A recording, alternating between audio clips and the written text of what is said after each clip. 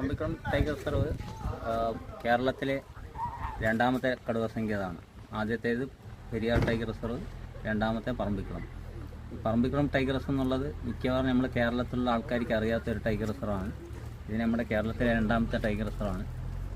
ഇവിടുത്തെ സ്ഥലങ്ങളിൽ ഇവിടേക്ക് നിങ്ങൾ വിസിറ്റ് ചെയ്ത് കഴിഞ്ഞാൽ ഇവിടെ ഒരു 5 സൈറ്റ് സീയിങ് സ്പോട്ടുണ്ട്. 2 dam, 2 view point, Thunakkadavu Parambikulam എന്നിങ്ങനെ 2 dam, 2 view point, valley dam view point എന്നിങ്ങനെ 2 വ്യൂ പോയിൻറ്റ്, പിന്നെ ഏകദേശം 500 വർഷം പഴക്കമുള്ള ഒരു തേക്ക് മരം എന്നിങ്ങനെ 5 സ്ഥലങ്ങൾ കാണാൻ പറ്റും. അത് മാത്രമല്ലാണ്ട് ആന, കാട്ടുപോത്ത്, ചില സമയങ്ങളിൽ പുള്ളിപ്പുലി, ഇങ്ങനത്തുള്ള കരടി, ഇങ്ങനത്തുള്ള മൃഗങ്ങളൊക്കെ എനിക്ക് കാണാൻ പറ്റും. കടുവേനെ അപ്പോൾ എല്ലാവരുടെ ഒരു സംശയമാണ്, കടുവ സങ്കേതം വന്നു കഴിഞ്ഞാൽ എന്തുകൊണ്ടാണ് കടുവയെ കാണാത്തത് എന്നൊരു സംശയം ഉണ്ടാവും. അതിന് മെയിൻ റീസൺ എന്താണെന്ന് വെച്ചാൽ പറമ്പിക്കുളത്ത് 35 കടുവയുണ്ട്. ഓരോ കടുവയ്ക്കും ഓരോ ടെറിട്ടറി ഏരിയ ഉണ്ട്.